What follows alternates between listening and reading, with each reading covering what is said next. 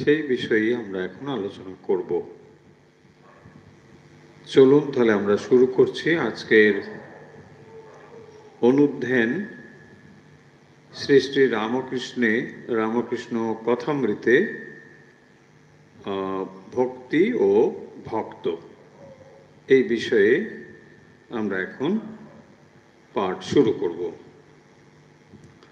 ওম তব কথামৃতম তপ্ত জীবনম কবিভিরৃতম কলমশাপহম শ্রবণমঙ্গলম শ্রীমদাততম ভুবি গৃহন্তি ये ভুরিদা জনঃ।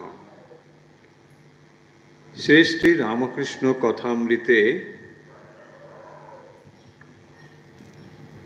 ভক্তির প্রসঙ্গ অনেকবারই এসেছে এবং এই ভক্তির প্রসঙ্গে ঠাকুর বিভিন্ন বিষয় উপস্থাপন করেছেন বা বলেছেন। সেখানে ভক্তির বিভিন্ন দিক নিয়ে আলোচিত হয়েছে, অর্থাৎ ভক্তিপথ কি, কিভাবে তাকে অনুসরণ করা যায়, ভক্তিপথ এর দ্বারা আমরা কি লাভ করতে পারি, এই সমস্ত বিষয় কিন্তু আলোচিত হয়েছে। সেগুলোই আমরা এক এক করে এখন দেখার চেষ্টা করছি। শ্রীরামকৃষ্ণ ভক্তি প্রসঙ্গে বলছেন, ভক্তের হৃদয় তার আবাসস্থান।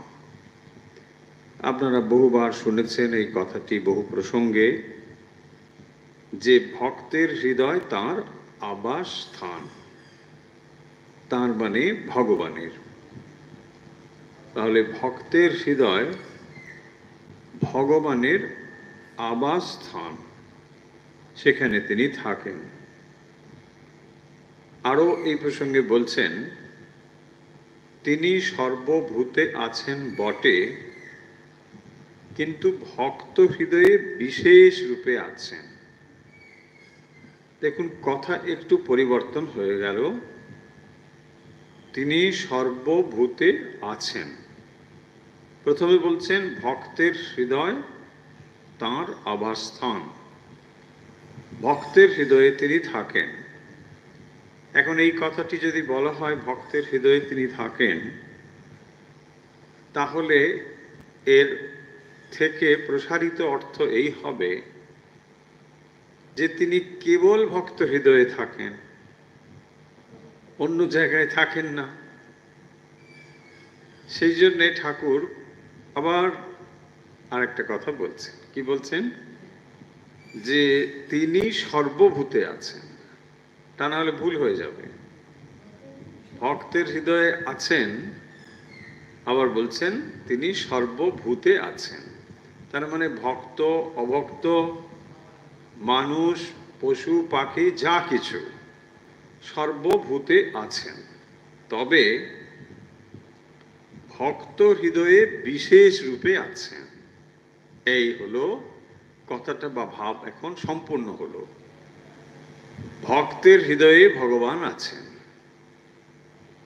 সব জায়গাতেই আছেন, ভক্তের হৃদয়ে তিনি বিশেষ রূপে আছেন। আচ্ছা, নিজেই ব্যাখ্যা করে বলছেন কিরকম। যেমন কোনো জমিদার তার জমিদারির সকল স্থানেই থাকতে পারে, কোনো জমিদার তার জমিদারির সকল স্থানেই থাকতে পারে, কিন্তু তিনি তার অমুক বৈঠকখানায় প্রায় থাকেন, এই লোকে বলে। ভক্তের হৃদয় ভগবানের বৈঠকখানা। ওখানে আবাসস্থান বলেছিলেন, এখানে বৈঠকখানা বলছেন। আবাসস্থান আর বৈঠকখানার মধ্যে একটা তফাৎ আছে। আবাসস্থান মানে যেখানে তিনি থাকেন, আর বৈঠকখানা মানে যেখানে তাকে দেখা যায়। বাবুকে যদি আপনি দেখা করতে চান, বাবুর ঘরের মধ্যে ঢুকে যাবেন? তাই না? বৈঠকখানায় অপেক্ষা করতে হবে, বাবু সেখানে আসবেন। ড্রয়িং রুম, তো ড্রয়িং রুমেই তো দেখা হবে, নাকি বেডরুমে ঢুকে যাবেন? তা হবে না।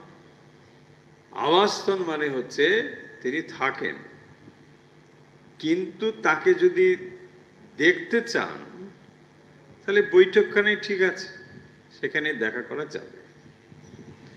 তাহলে এখানে একটি বললেন সাধারণ, আরেকটি বললেন বিশেষ। সাধারণ মানে তিনি সর্বভূতে আছেন, এটি হলো সাধারণ কথা। আমরা যখন বলি ভগবান সর্বত্র বিরাজ করছেন, এটিও এরকম একটি সাধারণ কথা। সাধারণ কথা মানে এটাকে ভাববেন না যে গুরুত্বহীন কথা, তা নয়। সাধারণ কথার অর্থ হচ্ছে যেটি সব জায়গাতেই রয়েছে, কমন, সব জায়গাতে কমন, তাকে বলা হবে সামান্য। মানে আবার যখন বলা হচ্ছে এখানেই রয়েছে, তখন সেটা হবে বিশেষ। মানে ইন জেনারেল আর ইন পার্টিকুলার। যখন আমরা ইংরেজিতে এরকম করে বলি, ঠিক এরকম জিনিসটা। ইন জেনারেল মানে সবার মধ্যে এটা আছে, but it is in particular মানে একটা বিশেষ ব্যাপার আছে। সবাই লাল রঙের পোশাক পরেছে, কিন্তু একজন লাল রঙের একটু অন্য কিছু পরেছে, হলো, তখন হলো সবাই লাল পরেছে ঠিকই, কিন্তু ওটা ওর বিশেষত্ব। লাল বটে, কিন্তু একটা অন্যরকম কিছু পরেছে, এটা আলখাল্লা বা কিছু একটা আলাদা। এই হলো বিশেষত্ব, পার্টিকুলার। In general, particular. বুঝিয়ে দিয়েছে ঠাকুর নিজেই, খুব একটা ব্যাখ্যার প্রয়োজন নেই। বলছেন জমিদার যেমন জমিদারির সব জায়গায় থাকতে পারে। একটা জমিদার তার জমিদারি, তো সে কি করবে, যেখানে খুশি সবটাই তার জমিদারি। কিন্তু তিনি নির্দিষ্ট কোনো কোনো জায়গায় থাকেন, প্রজাদের সঙ্গে দেখা করেন। ধরুন প্রাইম মিনিস্টার, একটা দেশের প্রাইম মিনিস্টার আছে, তো প্রাইম মিনিস্টার হচ্ছেন এই সমস্ত দেশের দায়িত্বে আছেন। কিন্তু তার সঙ্গে যদি দেখা করতে চান, তাহলে তার একটা অফিস আছে, সেখানে আপনি যান, দেখা করতে পারেন, তাই? ঠিক সেই রকম একটা দেশের মধ্যে সমস্ত জায়গাতেই প্রধানমন্ত্রীর নিয়ম চলছে। ভারতবর্ষ, অন্যান্য দেশ, যেখানে প্রধান আছেন তিনি এভাবে চালাচ্ছেন। কিন্তু তার সঙ্গে দেখা করতে গেলে এখানে, যখন বলছেন ভগবান সর্বব্যাপী, তখন সব জায়গায় আছেন, এটা ঠিক কথাই তো। কিন্তু তার সঙ্গে যদি কথা বলতে চান, তাকে দেখতে চান, তাহলে আপনাকে একটা নির্দিষ্ট জায়গায় যেতে হবে। তিনি সব জায়গায় আছেন বললে হবে না। দুধে মাখন আছে, শ্রীরামকৃষ্ণ নিতে পারে এক্সাম্পল। দুধে মাখন কোথায় আছে? সর্বত্রই রয়েছে। এমন তো নয় যে এইখানে মাখন আছে এখানে নেই, তা তো নয়। পুরো দুধটার মধ্যেই মাখন আছে। কিন্তু যদি মাখন দেখতে চান, তাহলে আপনাকে একটা পদ্ধতি অবলম্বন করতে হবে, তাহলে আপনি পাবেন না। এই হলো জেনারেল আর পার্টিকুলারের ডিফারেন্স, সামান্য আর বিশেষ। যদি বিশেষ রূপে তাকে দেখতে চান, তাহলে একটা পদ্ধতি আছে। তাই বলছেন ভক্তের হৃদয় ভগবানের বৈঠকখানা। আপনি তার সঙ্গে কথা বলতে চান, দেখা করতে চান, যা কিছু করবেন, হৃদয়েই হচ্ছে আসল জায়গা। তাহলে শরীরের সব জায়গাটাই আপনার, কিন্তু হৃদয়টি হলো এমন জায়গা যেখানে ভগবানকে দেখা যায়। আপনার দেহের সর্বত্রটাই আপনি, জীব দেহে সর্বত্রই কোষ রয়েছে, সেটা আপনারই দেহ, আপনি সেখানে বিরাজমান। কিন্তু হৃদয় হচ্ছে এমন একটি জায়গা যেখানে তাকে দেখা যাবে, ভগবান সেখানেই আছে। আবাসস্থল বৈঠকখানা। তাহলে ভগবান সর্বত্র আছেন, এটা একটি সাধারণ কথা। আর বিশেষ রূপে তাকে যদি উপলব্ধি করতে চান, জানতে চান, তাহলে হৃদয়ে যেতে হবে। কারণ তাকে দেখতে গেলে হৃদয়েই আসল জায়গা। আরো এই বিষয়ে বহু কথা আছে। বলছেন, ভক্তির পথ ধরে গেলে ব্রহ্মজ্ঞান হয়। কথাটা একটু সেলফ কন্ট্রাডিক্টরি মনে হতে পারে। কিরকম না, ব্রহ্মজ্ঞান এটি জ্ঞানের পথ। যারা জ্ঞানের পথ দিয়ে অগ্রসর হচ্ছেন, তারা ব্রহ্ম লাভ করবার জন্য অগ্রসর হচ্ছেন। কিভাবে বিচারের পথ দিয়ে গেলে সমাধি অবস্থাতে ব্রহ্মের সঙ্গে একত্ব লাভ করা যায়, এটাকেই বলা হবে মোটামুটি জ্ঞানের পথ এবং চূড়ান্তে ব্রহ্মজ্ঞান। কিন্তু এখানে শ্রীরামকৃষ্ণ একটি উল্টো কথা বলছেন। উল্টো কথা মানে আপাতভাবে, কারণ সাধারণত আমাদের এটা শোনা নেই। কি বলছেন?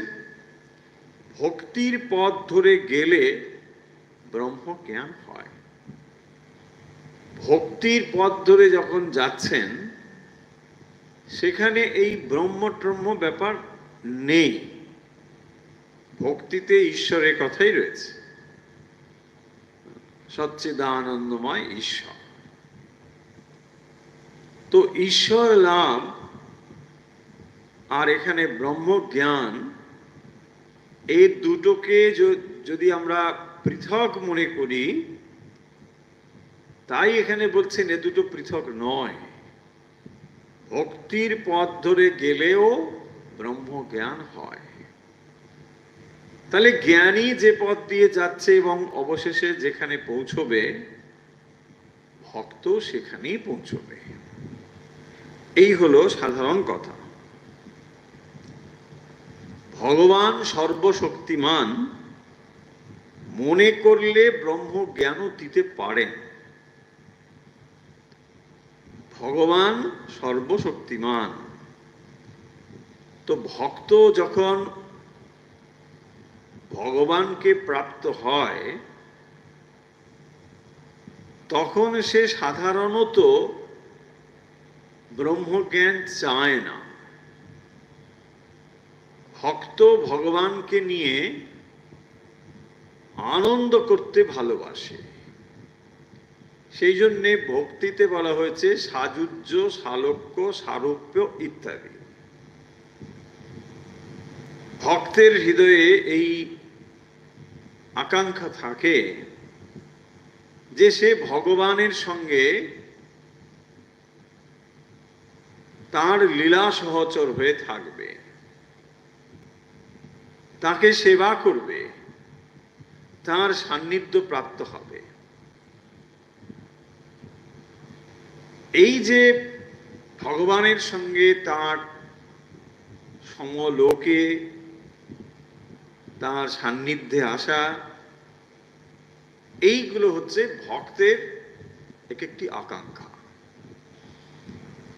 তাই সে মনে করে যে ভগবানকে নিয়ে আমি বিলাস করব।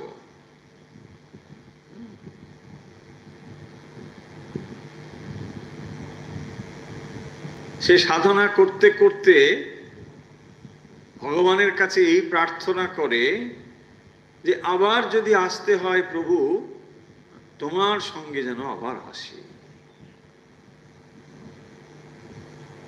আবার কবে আসবে ঠাকুর, কবে হবে দেখা। পঞ্চবটির পাতায় পাতায় তোমার নামটি লেখা, আবার কবে আসবে ঠাকুর, কবে হবে দেখা। তো ফলে ভক্তের হৃদয়ে এইরকমই একটি আকাঙ্ক্ষা থাকে যে আমি তোমার সেবা করব, তোমার সঙ্গেই থাকব, সমরূপ প্রাপ্ত হব। এটি আরেক রকম, মানে ভগবান হচ্ছেন সমগ্র সৌন্দর্যের সমষ্টি, সমস্ত পরাক্রম বীর্যের সমষ্টি। ভগ শব্দের অর্থ হচ্ছে তাই। তাই ভক্তেরও ইচ্ছে থাকে যে আমি সারূপ্যে প্রাপ্ত হব, ভগবানের মতো তেজ দীপ্তি রূপ আমার থাকবে, সারূপ্যে, এরকম ভক্তের ইচ্ছে থাকে। কিন্তু তার ভেতরে ব্রহ্মজ্ঞানের ইচ্ছে থাকে না। যে ব্রহ্মজ্ঞানের কথা আমরা জ্ঞানীর দিক থেকে পাই, সেখানে হচ্ছে সে সমাধিমগ্ন হয়ে স্বরূপে অবস্থান করছে, একটি আনন্দঘন অবস্থা, কিন্তু সেখানে লীলা বিলাস নেই। শ্রীমদ্ ভাগবত এই কথাই প্রচার করছেন বা বলছেন, যেখানে শুকদেব স্বয়ং বলছেন যে তিনি সমাধিমগ্ন হয়েছিলেন, সমাধির সুখ তিনি জানেন, কিন্তু যখন তিনি ভগবানের এই লীলা কথা শ্রবণ করছেন, তার তুলনায় অসাধারণ, অসামান্য। ভগবানের স্বরূপ প্রাপ্ত হয়ে ধ্যানমগ্ন হয়ে আনন্দকর অবস্থায় থাকা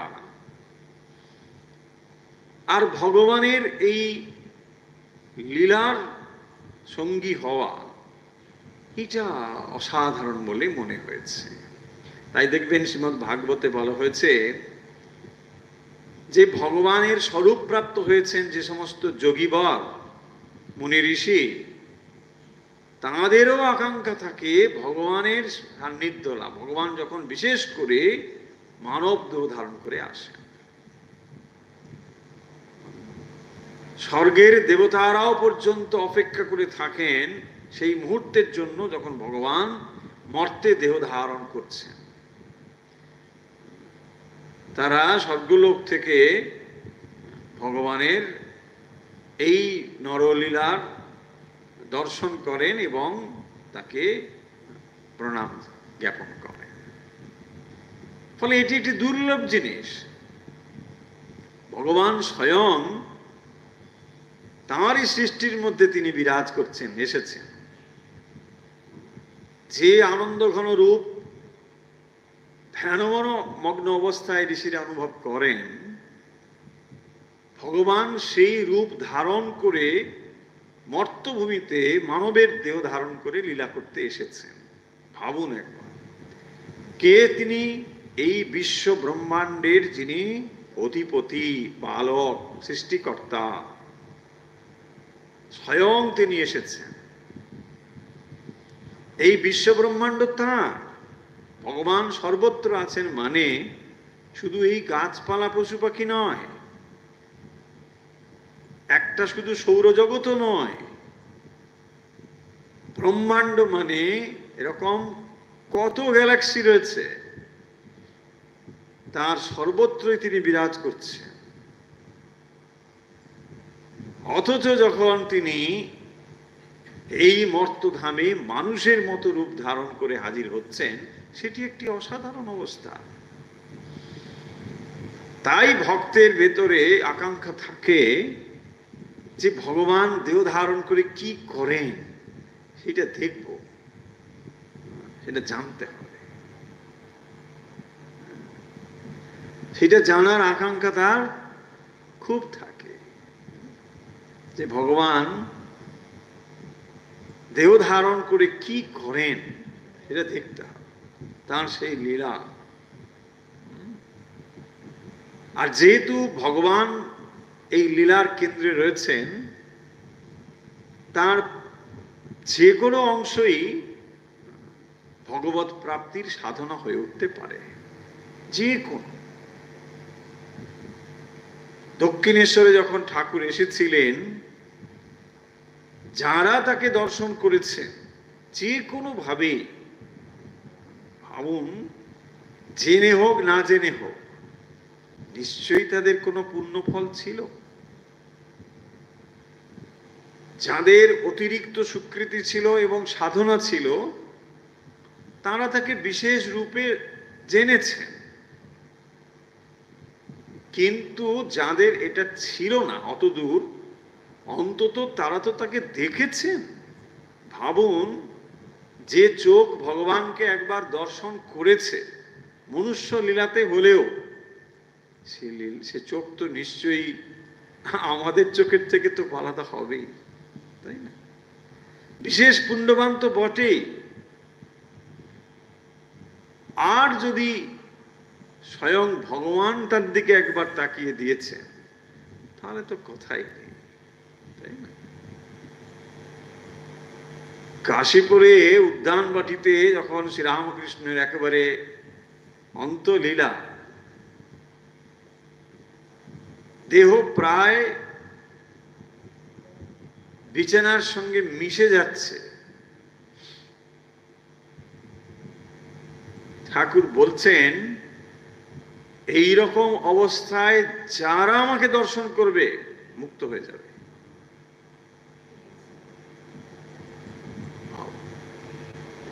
যে দেখবে মুক্ত হয়ে যাবে। বলছে, মা আমাকে এইরকম অবস্থায় রেখেছে।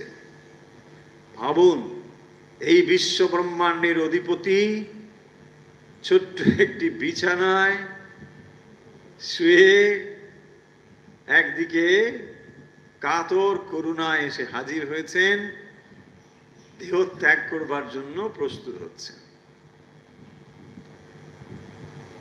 আবার সেই শ্রীরামকৃষ্ণই ছেলেগুলো রস খাবে বলে কোথায় সাপ টাপ, বিষধর সাপ বলে ছুটে যাচ্ছে। মাকে বলছিস, বলো না, বলো।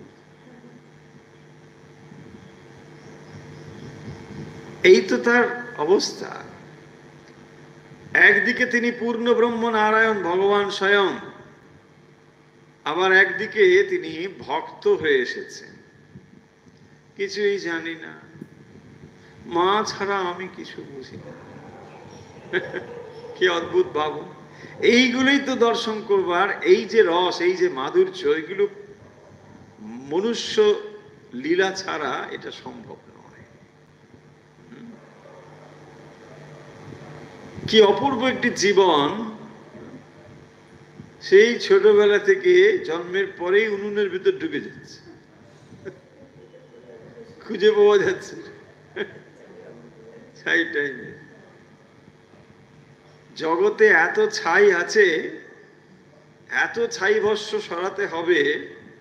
ছোটবেলায় ওই জন্য বলতে, চলো একটু উনুনের ছাই মেঘে নি। কি অদ্ভুত সব ব্যাপার! ফলে ভক্তের হৃদয়ে এই এক আকাঙ্ক্ষা থাকে, তোমার লীলা সঙ্গী হয়ে আসবো। যদি আসি তাহলে তোমার লীলা যেন দেখতে পাই। শ্রীরামকৃষ্ণ তাই এখানে বলছেন ভক্তির পথ ধরে ধরে গেলে ব্রহ্মজ্ঞান হয়।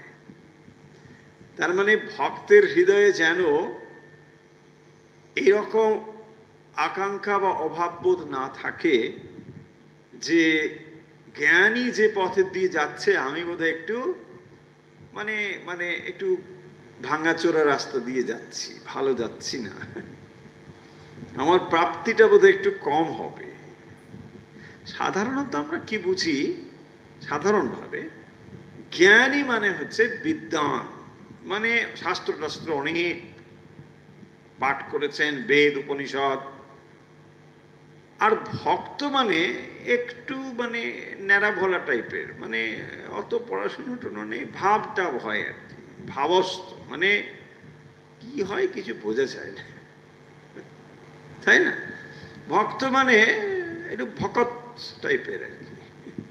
আর জ্ঞানী মানে এটা বিরাট ব্যাপার, কিন্তু মোটেই তা নয়, মোটেই তা নয়। জ্ঞানীর জ্ঞান সম্পূর্ণ হবে যদি অন্তরে ভক্তি আসে। ভক্তি সংযুক্ত না হলে জ্ঞান চচ্চড়িতে কিচ্ছু হবে না। যদিও জ্ঞানের অ্যাপ্রিসিয়েশন প্রচুর থাকে, তথাকথিত জ্ঞানের এক্সপোজার প্রচুর, বাইরে আপনাকে দেখে লোকে পরম জ্ঞানী বলে শ্রদ্ধা করতে পারে, দুটো চারটে মালাও দিয়ে দিতে পারে, হয়তো বাসি ফুলের মালা তাও দিয়ে দিতে পারে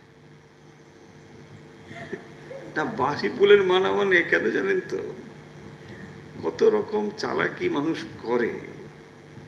এক এক জায়গায় আমরা তো বিভিন্ন জায়গায় যেতে যেতে হয় বলে একটু অভিজ্ঞতাও আছে। মহারাজ আসবেন আমাদের এখানে, দ্বার উদ্ঘাটন হবে, খুব ভালো। মহারাজ এসে স্টেজে বসে আছেন, দ্বার উদ্ঘাটন হবে। না না অমুক জায়গার এলেমেলে আসবেন। আচ্ছা তা আসুক এলেমেলে, বসে থাকুন, এলেমেলে এসে বসে থাকবে। তারপরে জানা গেল এলেমেলে না, ও আগেই এসে কেটে দিয়ে চলে গেছে। আচ্ছা ভালো, বসে আপনাকে ডেকেছে তো। আরে কি হলো, তোমরা করছো না কেন? তাই তো তাই তো, তাড়াতাড়ি করতে হবে।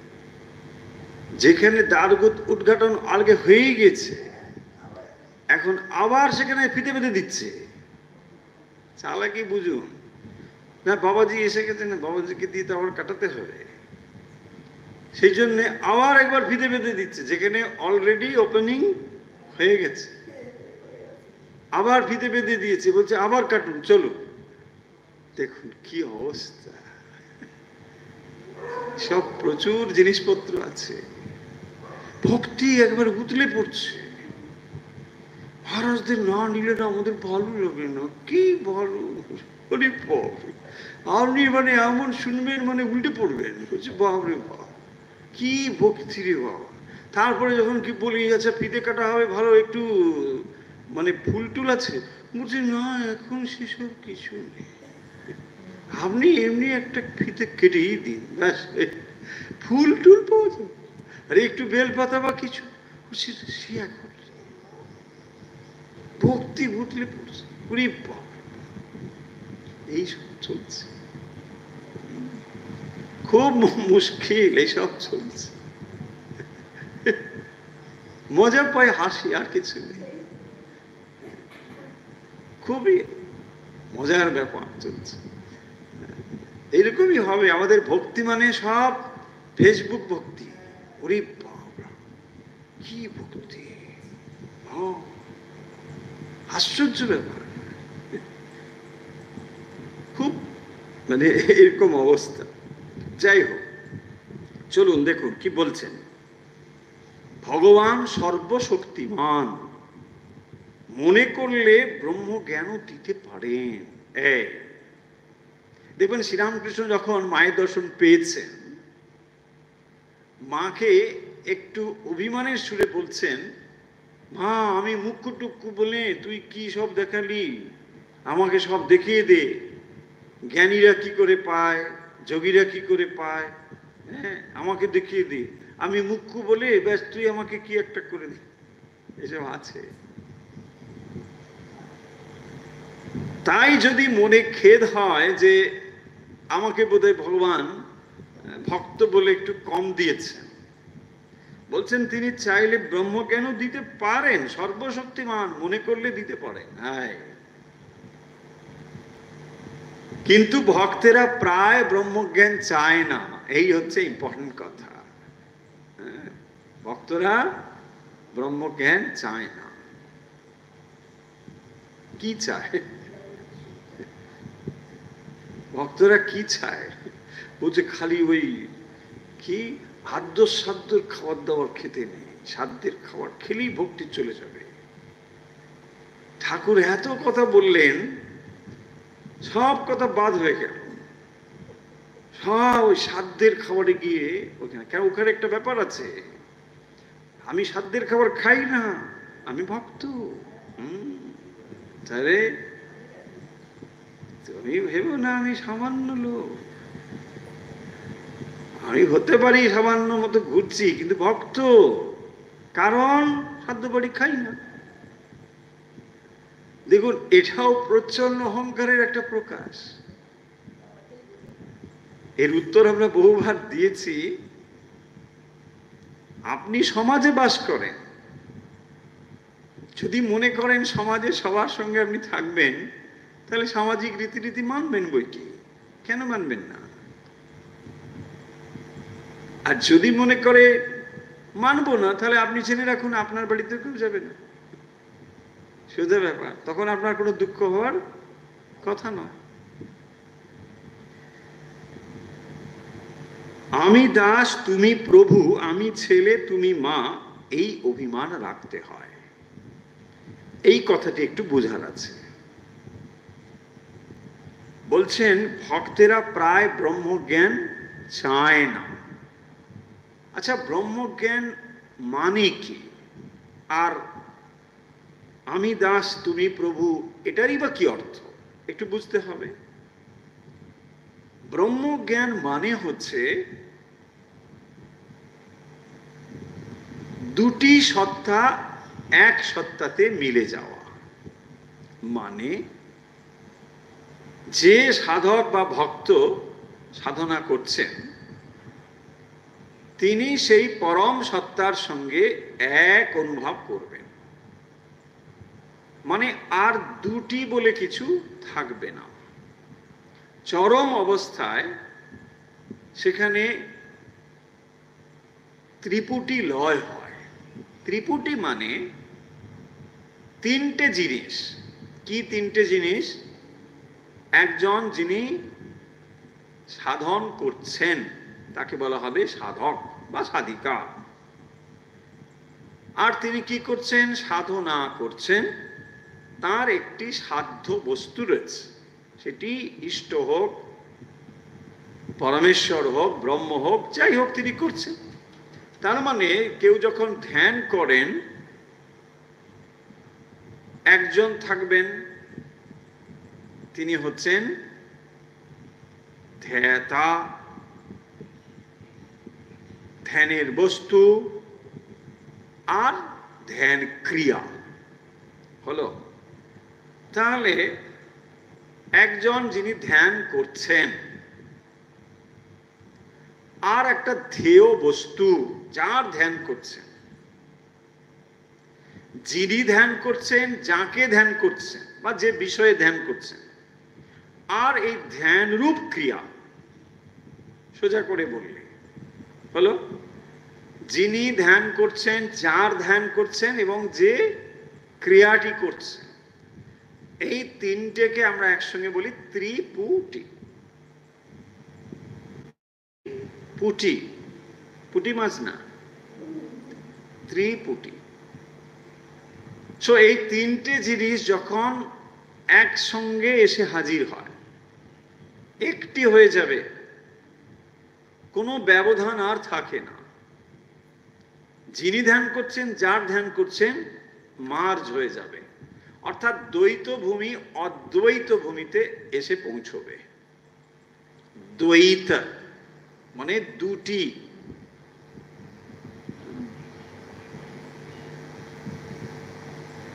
একজন ধ্যান করছেন, একজনের ধ্যান করছেন, ভগবানের ধ্যান করছেন, এই দুটো এক হয়ে যাবে। কোথায় হবে? ব্রহ্ম জ্ঞানে। তাহলে আবার যে বলছেন ভক্তেরা প্রায় ব্রহ্মজ্ঞান চায় না, তার মানে তারা ওই দুটোতে মিলে এক হয়ে যাওয়া এটা সাধারণত পছন্দ করেন না। কি করেন? ভক্তির সাধন মানে হচ্ছে ভাবের সাধন, এখানে ভাবই হচ্ছে প্রধান। ভক্তিতে ভাব হচ্ছে প্রধান। এমনকি যার সাধনা করা হচ্ছে তার থেকেও ভাব আরো গভীরতর জিনিস হয়। কিরকম? সে হয়তো একটি মূর্তিকে ধরেছে, সেই মূর্তি হয়তো জাগতিক দিক থেকে বিরাট কিছু নয়, এটা পাথর, কিন্তু সেখানে সে ভাব আরোপ করেছে বলে এটাই তার কাছে পরমেশ্বর হয়ে উঠেছে। তাই ভক্তের কাছে ভাবই হলো প্রধান। ভাব সংযুক্ত হয়ে সে পুজো করছে বা সে সাধনা করছে, এবং যখনই সে ভাব সংযুক্ত হয়ে সাধনা করছে তখন দেখবেন হয় সেটা শান্ত, দাস্য, বাৎসল্য, সখ্য অথবা মধুর, মানে মধুর ভাব থাকতেই হবে। এখানে সেই জন্য বলছেন আমি দাস তুমি প্রভু, এটা একটা ভাব, দাস্য ভক্তি। আমি হলাম দাস আর তুমি আমার প্রভু, আমি তোমার সেবা করব, সেব্য সেবক, তুমি আমার সেব্য, আমি তোমার সেবক। এই যে ভাব, অথবা আমি ছেলে তুমি মা, বা তুমি বাবা আমি ছেলে, যা কিছু হতে পারে, এই যে ভাব তার ভেতরে, এটাকে কি বলে? অভিমান। দেখুন, অভিমান মানে অহংকারও হয় একটা দিক থেকে, মানে খুব অভিমানী লোকটা, মানে খুবই অহংকার সংযুক্ত এসব রয়েছে। যখন অহংকার শরীর মন বুদ্ধির সঙ্গে সংযুক্ত হয়ে নিজেকে সংকীর্ণ করে ফেলে, তখন সেই অহংকার ক্ষতিকারক। আমি দেখে নেব তোমাকে, এটা অহংকার, অভিমান। কিন্তু যখন ভক্ত অহংকার করে যে না, আমার ভগবান আছে, তিনি আমায় যেখানে রাখেন আমি সেখানেই থাকব, তিনি আমায় যা করেন আমি তাই মাথা পেতে নেব, এটাও অহংকার। কিন্তু এই অহংকার আর ওই অহংকারের তফাৎ আছে। তাই বলছেন এই যে তুমি মা আমি ছেলে, এই অভিমান সে রাখে। অভিমান মানে এক রকমের ব্যবধানও বটে, তাই না? ব্যবধান, আমি ভগবানের সঙ্গে এক হয়ে যাচ্ছি না, তিনি ভগবান, তিনি আমার প্রভু, আমি তার দাস, আমি তার সেবক, তিনি পিতা, আমি সন্তান, তিনি মাতা, আমি সন্তান, আমি সর্বদাই তার সন্তান হয়ে আছি, আমি মায়ের সঙ্গে এক হয়ে যেতে চাই না, আমি তার সেবা করব। দেখুন এই যে ব্যবধান, এই অভিমানটুকু তার থাকে ভেতরে। অভিমান এক রকমের ব্যবধান, কিন্তু এই ব্যবধান ভক্ত বজায় রাখতে চায়। তার আমিত্বটাকে সে শেষ করে দিতে চায় না। তার যে এই পৃথকত্ব রয়েছে, সেই পৃথকত্বটাকে সে উন্নত করতে চায়, সর্বোচ্চ স্তরে তুলতে চায়। কিন্তু তফাৎটুকু রাখতে চায়। দেখুন, এই তফাৎ না থাকলে না আস্বাদন হয় না, তফাৎ না থাকলে আস্বাদন হয় না। আর দুটো জিনিস না হলে আনন্দ হবে না। একজন ভক্ত, একজন ভগবান, এ থাকতে হবে। আপনি যদি বলেন অহম ব্রহ্মাস্মি, ঠিক আছে, তুমি ব্রহ্ম হয়ে থাকো, আনন্দে থাকো, কিন্তু তুমি জানো না যে ভগবানের ভক্ত হয়ে থাকলে যে কি আনন্দ হয়, হ্যাঁ, এইটা তুমি জানো না। তুমি স্বরূপে অবস্থান করছো, ঠিক আছে, আনন্দই স্বরূপ। তাই ভক্ত সাধারণত নিজের পৃথকত্ব যে বোধটি, এটিকে সে উন্নত করে। দেখবেন শ্রীরামকৃষ্ণ বলছেন যে এই আমি তো যাবে না, থাক শালা দাস আমি হয়ে। এই তার মানে এই আমিত্বটা যখন সংকীর্ণ দিকে প্রবাহিত হয়, তখন সেটা আমাদেরকে এই সংসারে বেঁধে ফেলে। আবার এটাকে যখন উচ্চ উচ্চ দিকে আমরা তুলে নিতে পারি, তখন তার সর্বোচ্চ অবস্থা একটা প্রাপ্তি হয়, এবং যেটি ঈশ্বর প্রাপ্তির সহায়ক হয়। তাই জন্য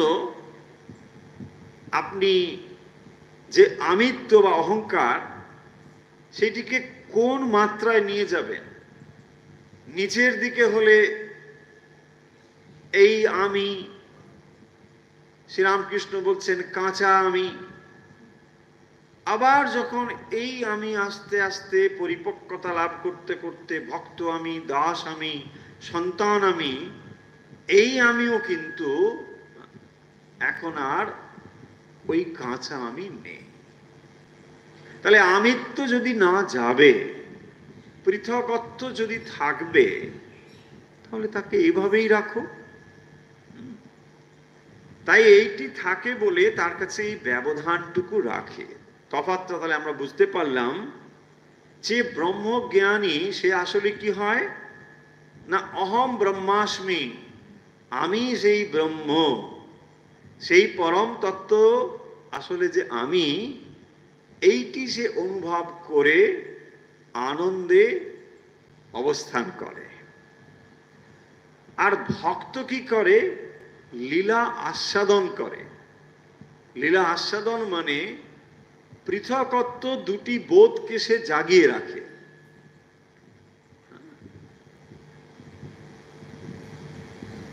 চিনি হতে চাই না আমি, চিনি খেতে ভালোবাসি। চিনি হতে চাই না, চিনি হওয়া মানে ব্রহ্মজ্ঞান, চিনি খেতে ভালোবাসা মানে ভক্ত, তাই না? বসে বসে একটু একটু চিনি খাবে, ডাক্তার বারণ করলেও লুকিয়ে লুকিয়ে।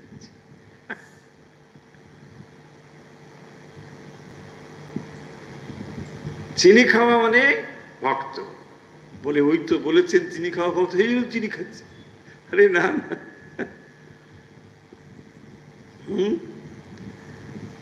চিনি খাওয়া মানে লীলা আস্বাদন করা, আর চিনি হয়ে যাওয়া মানে স্বরূপ প্রাপ্ত হওয়া।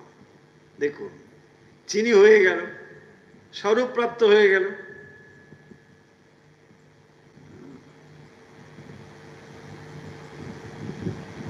কিন্তু ভক্তের ভেতরে অভিমান থাকে বলে সে সাধারণত ব্রহ্মজ্ঞান চায় না।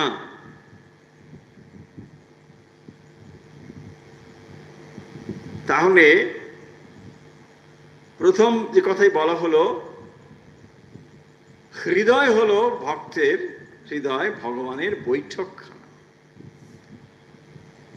ভগবান সর্বত্র আছেন, কিন্তু তার সঙ্গে যদি যোগাযোগ করতে চান, তাহলে আপনাকে বৈঠকখানাতে যেতে হবে, আর সেটা হলো হৃদয়। ভগবানকে দেখতে গেলে হৃদয় হচ্ছে ডঙ্কা মারা জায়গা, বলেছেন, ডঙ্কা মারা জায়গা হৃদয়। সেই জন্য দেখবেন সবাই যখন কোনো সেন্সিটিভ কথাবার্তা হবে, তখন হৃদয়, কারণ অনুভূতির গভীরতা হচ্ছে হৃদয়ে। এবং সেখানেই হচ্ছেন ভগবানের অবস্থান। তার পরের কথা হলো ভক্তির পথ দিয়েও ব্রহ্মজ্ঞান লাভ করা যায়। ভগবান যদি ইচ্ছে করেন ভক্তকে তা দিতেও পারেন, কারণ তিনি সর্বশক্তিমান।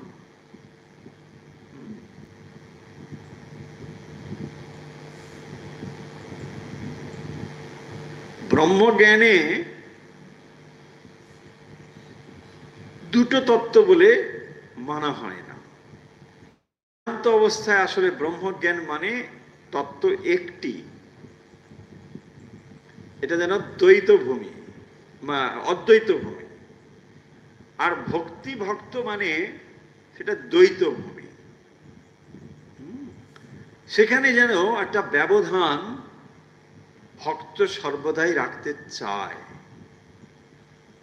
আমি ভগবানের সেবা করব, আমি সন্তান, তুমি মা, তুমি চিরকাল মা হয়ে থাকো, আমি কোনোদিন মা হয়ে যাব এটা নয়। ভাবটা এখানে লক্ষ্য করো যে মায়ের সঙ্গে আমি একাকার হয়ে যাব, এটা ভক্ত চাইছে না।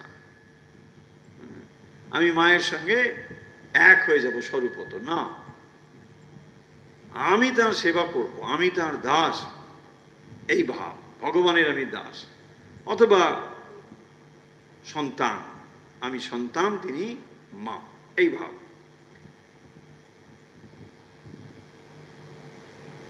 তাই বলছেন যে ভক্তেরা প্রায় ব্রহ্মজ্ঞান চায় না, দিতে পারেন, কিন্তু ভক্ত এটা চায় না, কারণ তার ভেতরে এই লীলা আস্বাদন করবার ইচ্ছে থাকে। আর সেই জন্যই তাকে ব্যবধানটুকু রাখতে হয়। ব্যবধানটুকু না থাকলে লীলা আস্বাদন করা যায় না, স্বরূপ আস্বাদন করা যায়। দুটো কথার মধ্যে তফাৎ নিশ্চয়ই ধরতে পেরেছেন। একটা হলো স্বরূপ আর একটা হলো লীলা।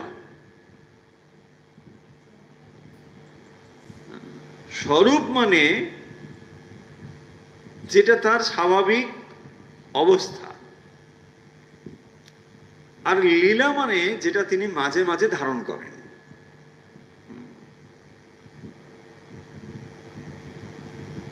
বাবু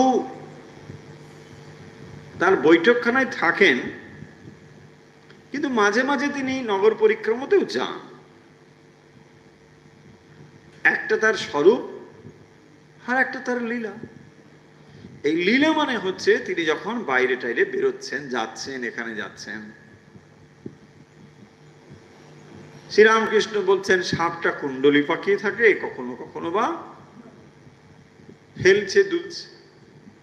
তাহলে হেলছে দুলছে মানে লীলা, আর কুণ্ডলি পাকিয়ে থাকছে মানে স্বরূপ।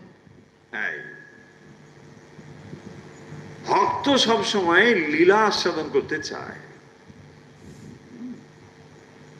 ভগবান কিভাবে মানুষের মধ্যে আবির্ভূত হয়েছিলেন, রামচন্দ্র রূপে, ভগবান শ্রীকৃষ্ণ রূপে, অন্যান্য অবতার রূপে যখন তিনি এসেছেন, কিভাবে তার কার্যকলাপ কি করেছেন, কার সঙ্গে কি করেছেন, ইত্যাদি ইত্যাদি সব ভক্ত খুব গভীরভাবে জানতে চায়। এবং সে শুধু জানতে চায় না, সে ওই অবস্থায় থাকতে চায় যে আমি যদি ভগবানের সঙ্গে আসতে পারতাম। ভাবুন, আপনি হয়তো ধরুন পরের বারে হৃদু হয়ে এসে গেলেন, হ্যাঁ হতে পারে। ঠাকুর তখন কত কথা বলবেন, এইটা কর, এইটা কর, বলছে বাহ সুন্দর। ভগবানের আর কিছু বাকি থাকলো? কিছু আর বাকি নেই। তারা আর মুক্তির কোনো অপেক্ষাই রাখবে না। ভগবান যাকে এত ভালোবেসেছেন। কিন্তু ভক্তি অমনি করলেই ঈশ্বরকে পাওয়া যায় না। ও বাবা, পরে কি বলছেন দেখুন, ভক্তি অমনি করলেই ঈশ্বরকে পাওয়া যায় না, প্রেমা ভক্তি না হলে ঈশ্বর লাভ হয় না। কঠিন কথা। এমনি ভক্তি করছি বলছে না, হবে না। তাহলে হবে কি করে? প্রেমা ভক্তি। এটা কি জিনিস? প্রেমা ভক্তির আরেকটি নাম রাগ ভক্তি। হ্যাঁ, ভক্তদের রাগ থাকে, শার্ট করে ভক্তরা রেখে ছাড়ে। রাগ মানে হলো প্রীতি, ভগবানের প্রতি আসক্তি। বিষয়ে আসক্তিকে আমরা খারাপ চোখে দেখি, কিন্তু সেই আসক্তি যদি ঈশ্বরের প্রতি হয় তাকে বলে রাগ ভক্তি। বিষয়ে যেমন আসক্তি,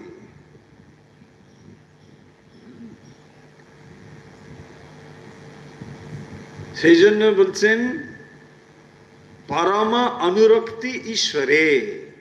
অনুরক্তি, পরম অনুরক্তি ঈশ্বরে। ঈশ্বরের প্রতি পরম অনুরক্তি হচ্ছে ভক্তি। অনুরক্তি মানে আসক্তি, আসক্তি কিন্তু ঈশ্বরের প্রতি আসক্তি।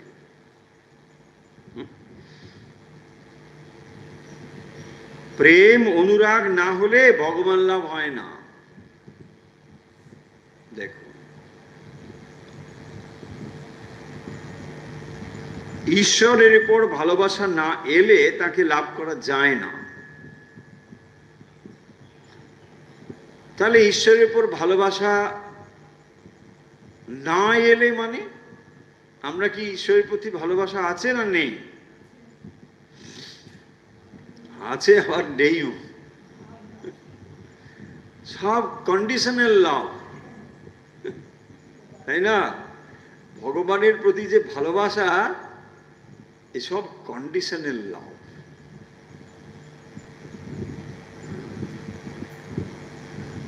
কিন্তু লাভ কোনো কন্ডিশনাল হবে? যাকে পিওর লাভ বলা হবে সেটা কোনো কন্ডিশনাল হলে হবে না। কিন্তু ভগবানের প্রতি আমাদের যেন একটা এখন কন্ডিশনাল লাভ। সেই কন্ডিশন যদি একটু এদিক ওদিক হয়ে যায় তাহলে কিন্তু মুশকিল আছে। ভগবান তুমি সামলাতে পারলে সামলাও, তাই না? এখন এই যে অবস্থা, এইটাকে আমরা রাগানুগা ভক্তি বলতে পারছি না।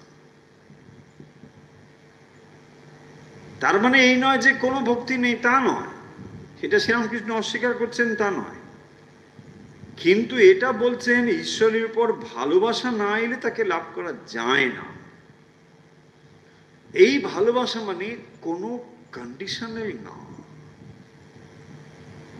তাকে কি বলেছেন? অহৈতুকী ভালোবাসা। ভগবানের তরফ থেকে অহৈতুকী ভালোবাসা থাকবে, ভক্তের তরফ থেকেও থাকতে হবে। ভগবান যে অহৈতুকী ভালোবাসেন এইটি বোঝার জন্যও আমাদের ভেতর থেকে নিষ্কাম হতে হবে। যখন আমি সকামভাবে রয়েছি তখন ভগবানের অহৈতুকী ভালোবাসাকে বুঝতে পারবো না। সেই জন্য দেখবেন অনেক সময় আমাদের ভগবানের প্রতি আমরা এইরকম দোষ দিই যে ভগবানের মধ্যেও একটা পার্সিয়ালিটি আছে। উনি বিশেষ বিশেষ লোককে পছন্দ করেন। যাদের গাড়িতে 4টে চাকা আছে, যাদের অর্থ অনেকগুলো ডিজিট আছে, চেক মানে চেকের পাসবই, কিন্তু এটা সত্য নয়, তাই না? ভগবানের কোনো পার্সিয়ালিটি নেই, পার্সিয়ালিটি আমার ভেতরে আছে, তাই না? কারণ আমি সকামভাবে ভগবানকে ডাকছি। যত সময় আমি নিষ্কাম হতে না পারছি তত সময় ভগবানের নিষ্কামতা বা তার পার্সিয়ালিটি মানে নন পার্সিয়ালিটি এটা বুঝতে পারবো না, তাই না? যে তার ভেতরে কোনো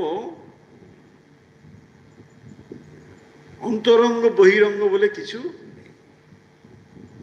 ভগবান সবাইকে সমভাবেই ভালোবাসেন, কিন্তু পাত্র অনুযায়ী তার তফাৎটা হয়ে যায়। ভগবানের ভালোবাসার কোনো তারতম্য হয় না, কিন্তু আমার ভেতরে তারতম্য রয়েছে বলে, তাই যেন তারতম্য মনে হয়। তাই বলছেন ঈশ্বরের উপর ভালোবাসা না এলে তাকে লাভ করা যায় না। তাহলে এই যে আমরা চেষ্টা করছি, জপ বলুন, ধ্যান বলুন, যা কিছু, ভালোবাসা আনবার জন্য। ভগবানের প্রতি ভালোবাসা এলে তো হয়েই গেল।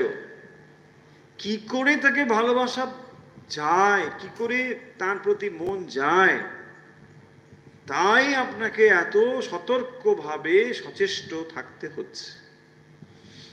চেষ্টা করছেন, তার কথা শোনার চেষ্টা করছেন, তার কথা ভাবছেন, তার লীলা কথা শ্রবণ করছেন, যে যে বইতে তার কথা লেখা রয়েছে সেগুলো পড়ছেন, যেখানে যেখানে তার লীলা বেশি প্রকাশ হয়েছে সেসব স্থানে যাচ্ছেন, যারা তার ভক্ত তার সঙ্গ করছেন। এই নানা দিক দিয়ে মনে ভগবত প্রেমকে জাগিয়ে তোলার চেষ্টা হচ্ছে। এই প্রচেষ্টাগুলো একদিন ভগবানের প্রতি অনুরাগ তৈরি করবে। এই অনুরাগ ব্যাকুলতা তৈরি করবার জন্যই এগুলো হচ্ছে। তাই এগুলোকে বলা হবে গৌণী ভক্তি বা বৈধি ভক্তি। আর ওই অবস্থাটা হচ্ছে পরা ভক্তি বা রাগানুগা ভক্তি বা প্রেমা ভক্তি, একই জিনিস, প্রেমা ভক্তি। সেই অবস্থা লাভ করবার জন্য এই চেষ্টাগুলো হচ্ছে। বাস্তবিক রাগানুগা ভক্তি বা প্রেমা ভক্তিতে কোনো ক্রিয়া কিছু নেই, সেখানে কিছু করতে হবে না। ক্রিয়া যত সময় রয়েছে সেটি হচ্ছে বৈধি ভক্তি, বিধিবাদীয় ভক্তি, চেষ্টা। যে মন সতত ঈশ্বরে যাচ্ছে না, আমি তাকে জোর করে প্রথম নিয়ম দিয়ে বেঁধে রাখবার চেষ্টা করছি। যে অশান্ত মন বিষয়ের দিকে ধাবিত হচ্ছে, সেই অশান্ত মনকে নিয়মের নিগড়ে বেঁধে তাকে সৎপথে পরিচালিত করবার চেষ্টা করছি, তাই না? তাই তাকে নিয়মের শৃঙ্খলে আমি বেঁধে ফেলছি। এই তুমি যেতে পারবে না, চলো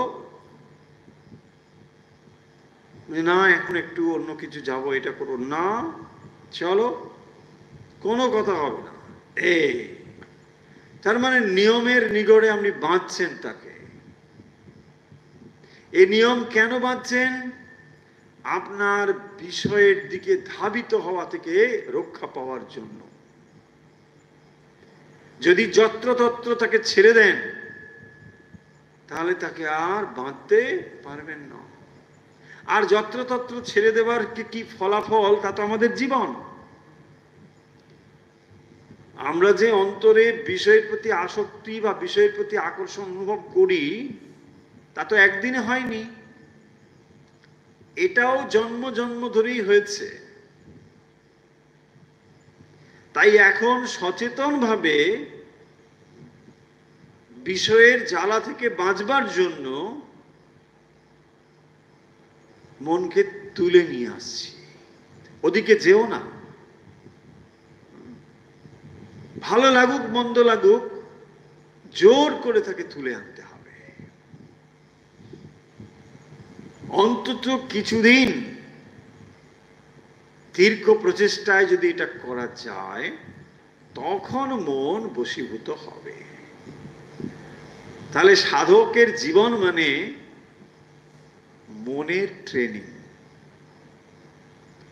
যে ট্রেনিং মানে আসলে আপনার মাইন্ডকে ট্রেন করছেন আপনি।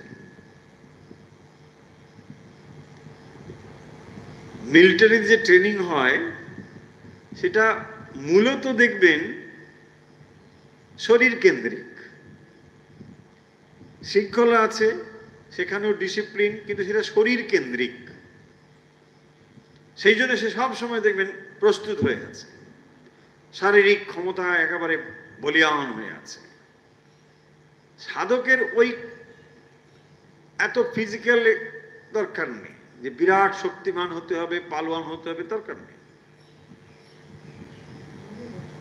মন তাকে নিয়ন্ত্রণে আনতে হবে, এইটাই হচ্ছে বড় কাজ।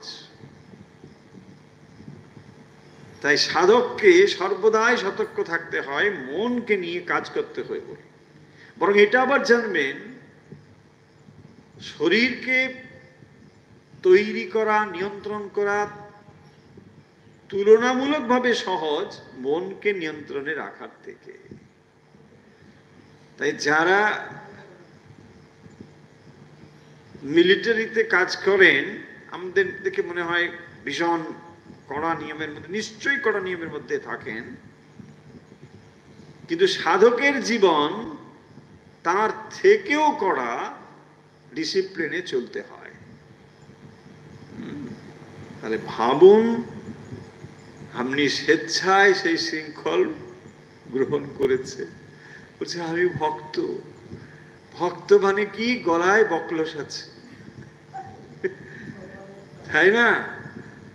এমনি ঘুরে বেড়ালে কোনো অসুবিধে নেই, কিন্তু যখন ভক্ত বলছেন তখন যেন নিজেই একটা বকলস নিজেই গলায় ঝুলিয়ে নিয়েছে, তাই না?